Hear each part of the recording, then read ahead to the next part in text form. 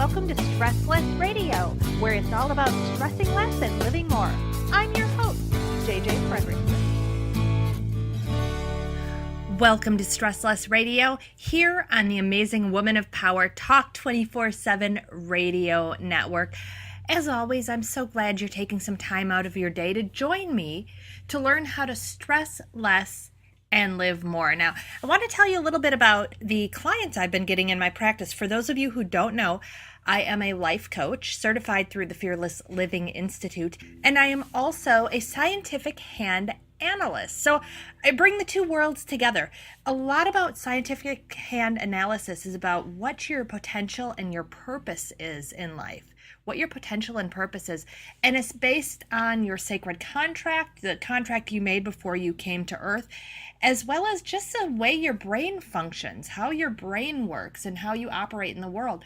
And I pair that with my stress busting techniques that I've used for myself and others, as well as what I've learned at the Fearless Institute about emotional fears, because I believe it's stress and emotional fears that really keep us from being our true self. They keep us from our potential and our purpose. So see how those kind of fit together? Well, I wanted to tell you a little bit about what's been happening in both sides of my business. And what's been happening for me the last, 6 months probably, is that I have been getting clients who are extremely creative people. Extremely creative. Now, when I say creative, I don't know if you go to where most people's heads go to, they must be painters or dancers or actors. And yes, I actually do have, I have had my share of those in the last several months. But I'm also talking about people who are creative problem solvers. They're innovators in their field. They're people who think outside outside the box.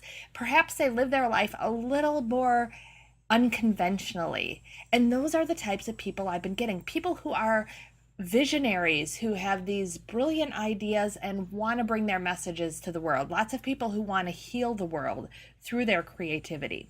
So today for Expression Week, because the fourth week of every month here on Stress Less Radio, I focus on expression Week, right? So I really wanted to talk about creativity, because when I think about creativity and trying to encompass all of that, right? All of the artistic side, plus the problem solving, plus the innovation, plus how you live your life. To me, it's all about how you are expressing yourself in the world. Even just the way you dress, the car you drive, the way your house is decorated.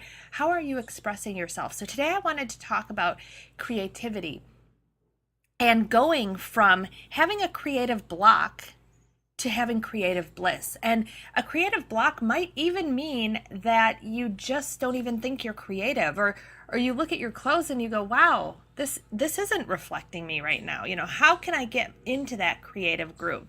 So I'm going to give you some steps to move you from creative block to creative bliss.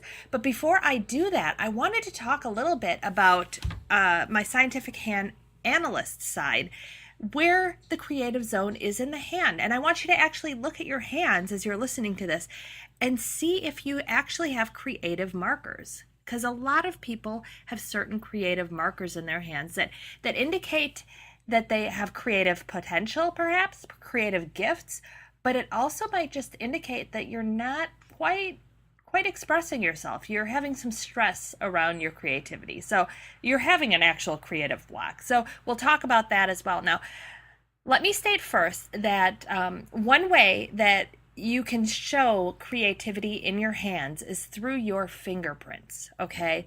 Your fingerprints indicate whether you have a life lesson or a life purpose around creativity. And I'm going to use Taylor Swift as an example here, and she is a creative person, so it makes an excellent example. So your purpose in life is what your soul mission is, what your soul came to do while here on this planet. And so let's say, for instance, just hypothetically, because I seriously, it's kind of funny to say that, but I don't have Taylor Swift's fingerprints, so I don't know if this is truly her life purpose. But let's say that she is meant to be a creative person who's in the spotlight, right? That would make sense. She's a extremely well-known pop star, country star. She did it at a very young age. She clearly has some gifts in that area. So let's say she's this creative that's her purpose, is to be a creative person who is in the spotlight, who expresses herself on a stage in front of a large audience. All right. So I'm, again, making this up, but her life lesson might not be around creativity so much. Her life lesson might be intimacy, trust or intimacy, something along those lines. Okay. It's the area where she has a blind spot. It's the area where she's challenged. And I'm saying this loosely. I know she's only like 23, 22 years old, whatever. But, that's the area she has the blind spot in. It's her life lesson. It's the area of her life that she came to fully explore, coming here to Earth with a beginner's mind, basically. She didn't have, it was a blind spot, an area of her brain that wasn't really well developed, basically. So what she has done that is so amazing, and that I want people to take from her example, is she has written a lot of songs about intimacy and her relationships, right? And trusting people and lack of trust, right? So she has actually used her life lesson of intimacy and lack of trust, love, relationship issues, however you want to put that. She has used that. She's used her life lesson to unlock her life purpose.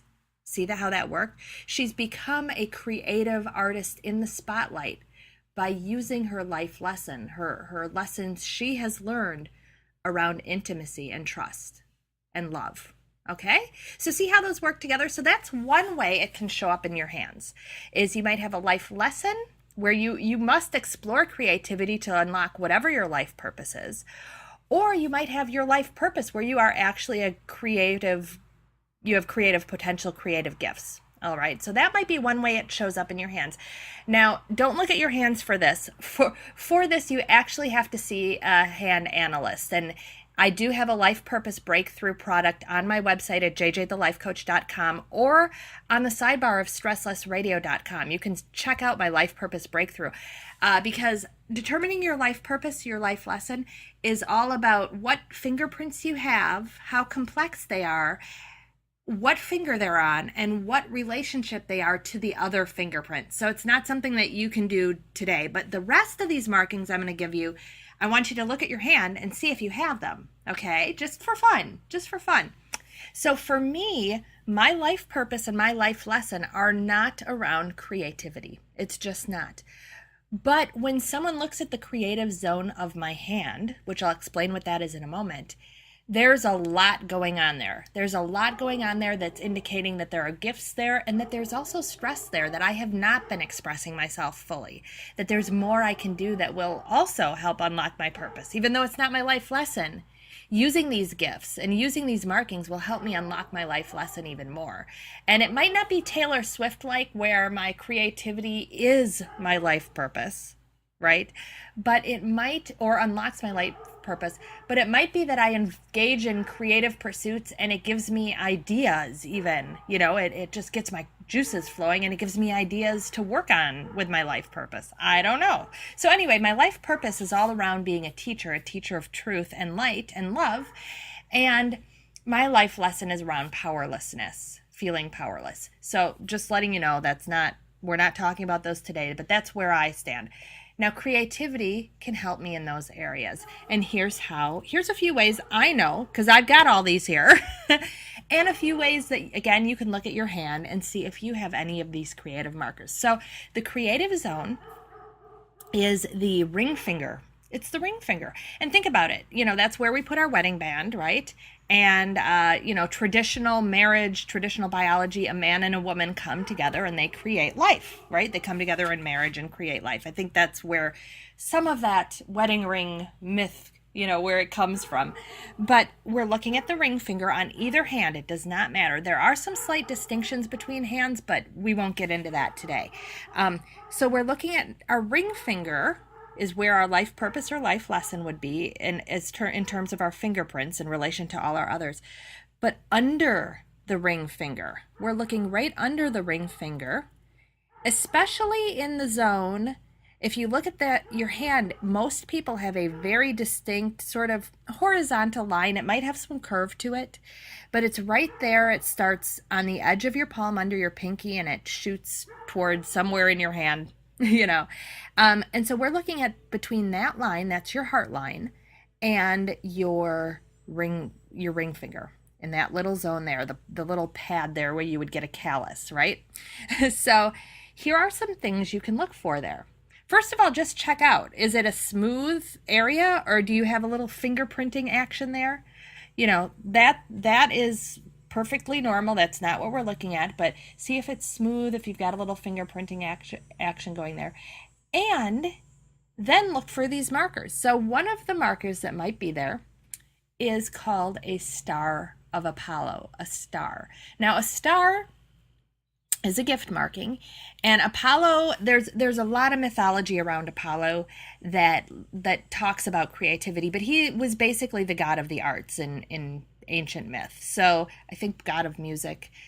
I'm not great in the mythology side of this, but just know he represents creativity. That's why we're using him. And if you want to dig into the mythology more and how it relates to hand analysis, you can find tons of information online. So go for it.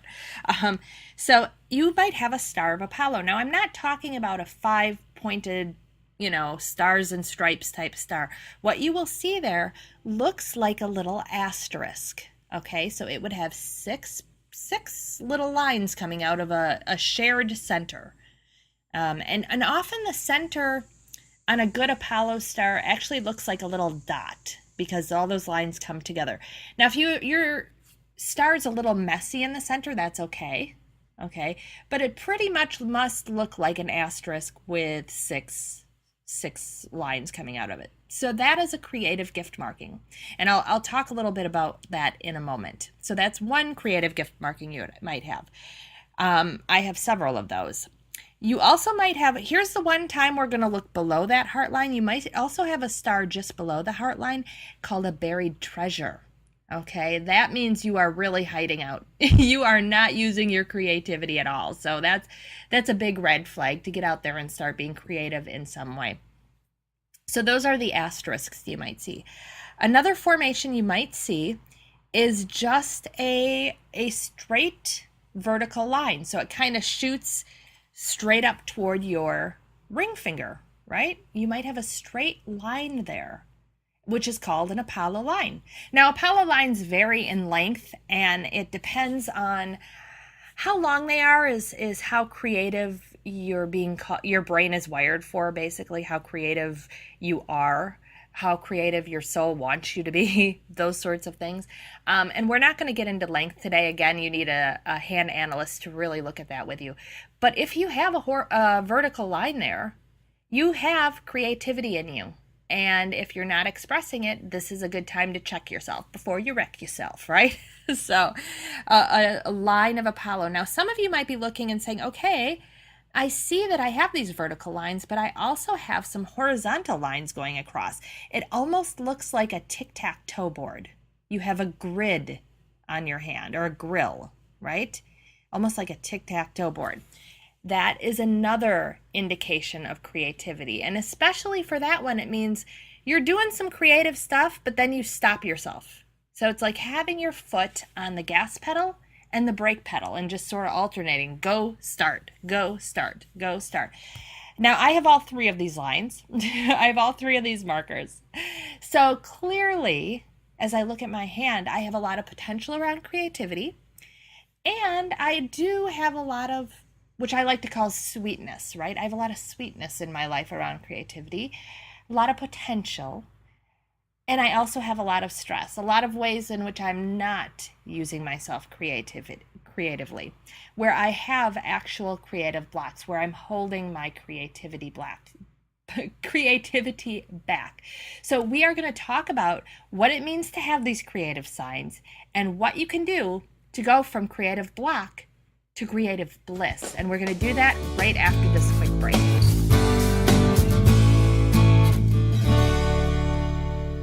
Do you keep coming up against the same issue, the same problem over and over and over again? Maybe you keep overdrawing your account, or you always seem to fight with your sister, or you can't seem to finish all those projects you started. Well, it's time to give yourself a jump start with One simple question that you ask yourself, one new way of looking at things that moves you out of those cycles of sabotage and into a sweeter life. The Sweet Life Jumpstart is all about empowering yourself with more peace, more love, more wisdom, and self-acceptance. It identifies your life theme, that one element of your sacred contract that can bring you the highest highs, the most success, or when you don't know it, it can bring you failure and your lowest lows. The Sweet Life Jumpstart will help you identify that life theme and give you tips and techniques so that you can make that theme work for you instead of against you. Order now at jjthelifecoach.com or stresslessradio.com. This is your life, and your time has come to finally stop spinning your wheels and enjoy all the sweetness that life has to offer. The Sweet Life Jumpstart exclusively at jjthelifecoach.com or stresslessradio.com.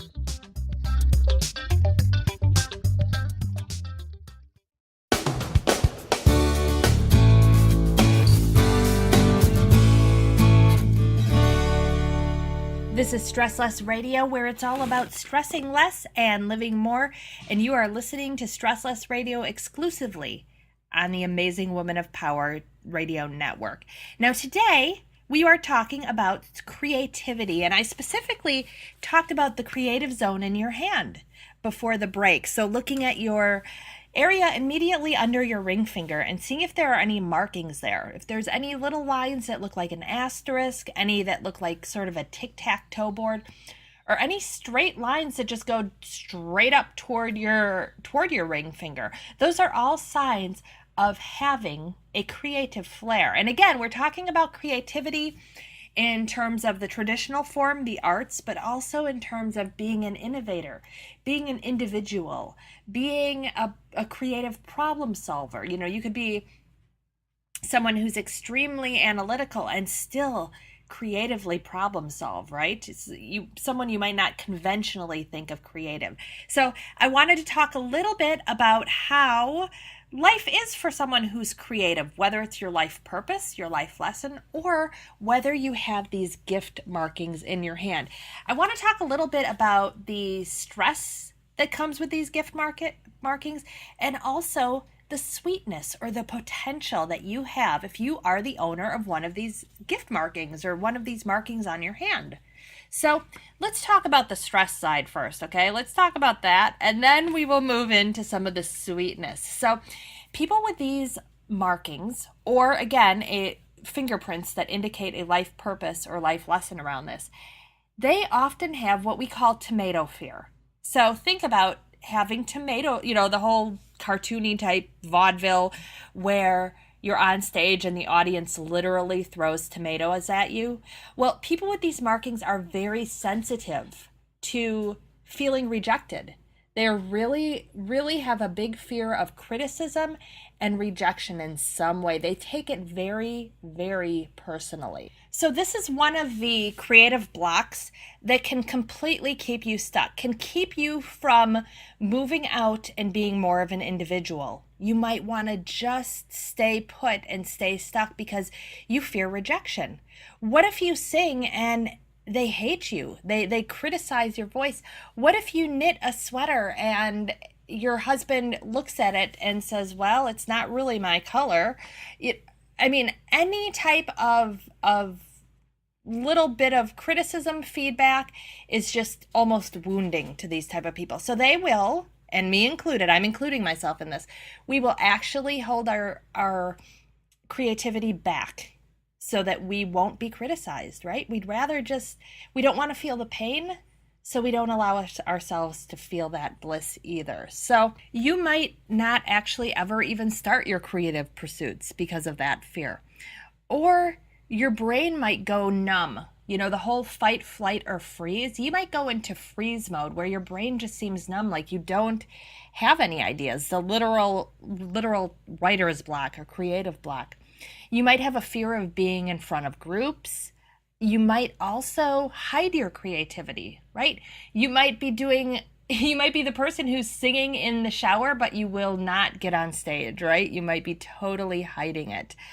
You might also wear a mask, oh, no, I'm not one of those. I'm not a flaky creative type or whatever judgment you put on it, because that is another thing about this tomato fear is we're not even talking about rejection from the outside, but we're also talking about a tremendous amount of self-rejection. You're rejecting your creative side. You're rejecting a very vital, important part of yourself if you have these markings, this life lesson, or this life purpose. And when you do that, you are holding yourself back. You're putting yourself in creative block mode, right? And speaking of self-rejection, right? That's another creative block, perfectionism. Self-rejection, self-criticism to the max is perfectionism.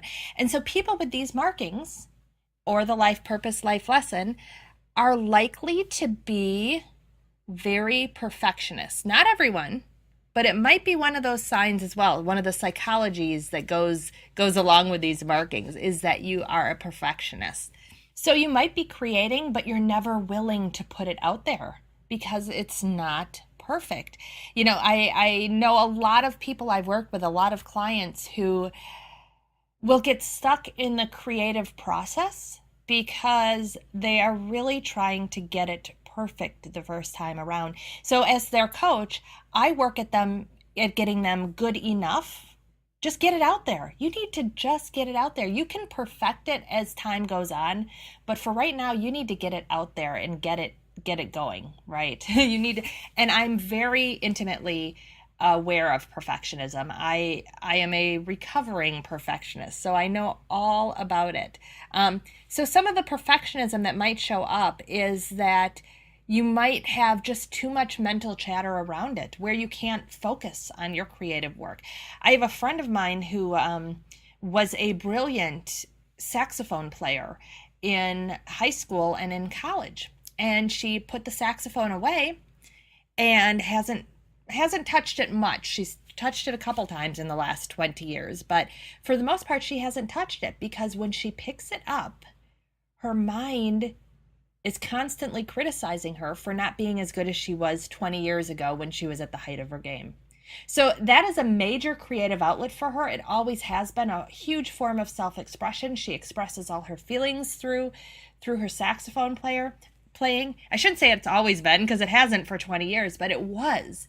And it's a part of herself that because of her perfectionism, because she can't stop that mental chatter and just get into the flow of playing, it becomes a creative block.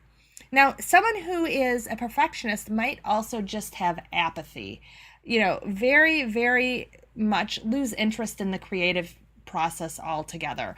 And I find that I am like that with dance. I used to own a dance studio, and believe me, I got beyond the perfectionism because pretty quickly with that, because when you're teaching kids, it's not going to be perfect, quote unquote, in the perfectionist sense. It's perfect in that it's this beautiful piece reflecting each child, but it's not perfect in that perfectionist sense. So anyway, it's not that I had any more perfectionism around that, really, for the most part. But, I just am really apathetic toward it now. And so that's a way that I've blocked myself from my one of my main creative outlets. Now, does that mean I should be dancing? I really don't know the answer to that. I really, like I said, I have no interest in it. So maybe I shouldn't be dancing, but I definitely should be finding another creative outlet. Maybe that's the same with my friend and her saxophone too. Maybe she doesn't need to pick up the saxophone again, but maybe another creative outlet would be very useful. So those are 2 out of 3 of the creative blocks I'm going to share with you today. The first one, just for a review, was having a fear of criticism or rejection, that tomato fear. Okay, that's a major creative block. Creative block number 2, perfectionism, wanting to get it right, and so holding yourself back in some way, either not doing it at all, staying in the creative process and never releasing. Those are both ways that perfectionism can show up, right? Both ways.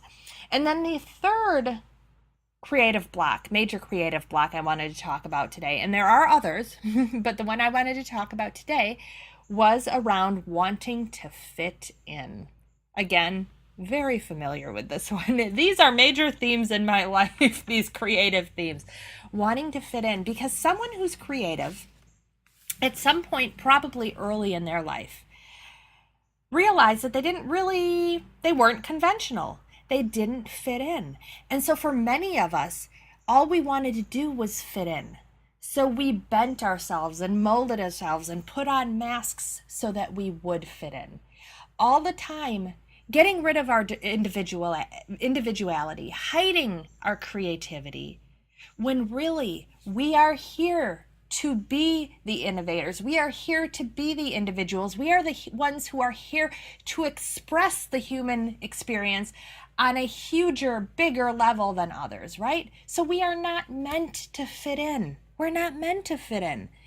And yet, we people please, and we wear that mask, and we give credit to other people, and we become the stage moms who are putting all our potential onto our child or our students instead of ourselves, so that we can fit in and not, again, it goes back to that fear of rejection, fear of criticism, right? We just want to fit in. So those are the 3 creative blocks I wanted to talk about.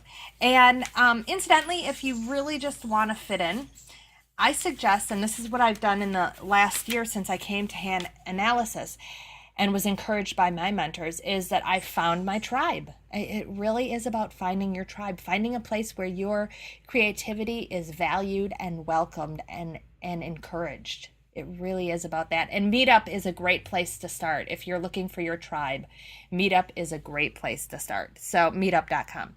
So those are some creative blocks. And I wanted to talk about, I've given you some tips already, but I wanted to talk about some very specific ways that you can move from creative block to creative bliss. Now, first of all, just being aware of your creative blocks is going to help you, right? You're going to be able to say, oh, it's just that tomato fear coming up for me. I know I'm ultra sensitive to that, and like the Nike ads say, just do it anyway, right? Feel the fear and do it anyway. I talked about finding your tribe who is going to encourage you and where you do fit in.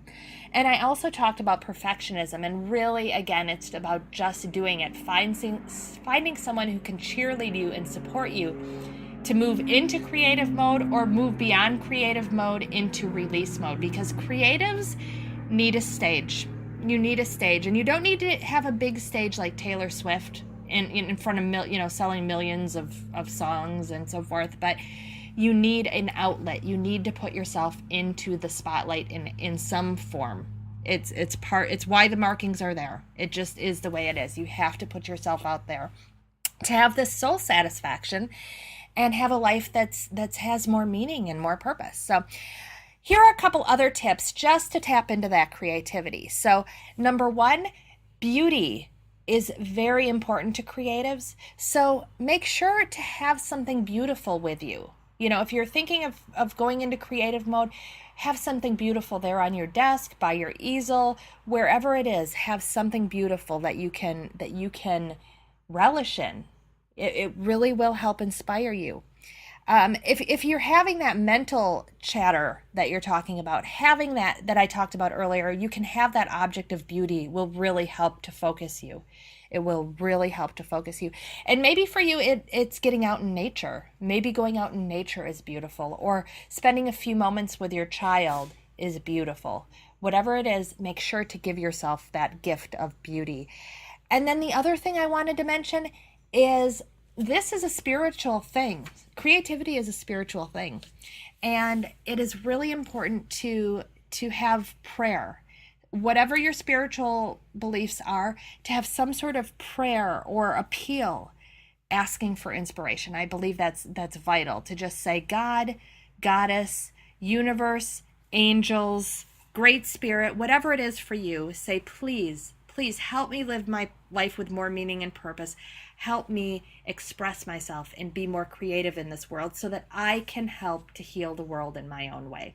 So that's what I have for you today. Again, I thank you so much for joining me here on Stress Less Radio. I really appreciate you listening. And we will be back here again next week at the same time on the Amazing Woman of Power Talk 24/7 Radio Network. Have a great creative week, stress less, and live more.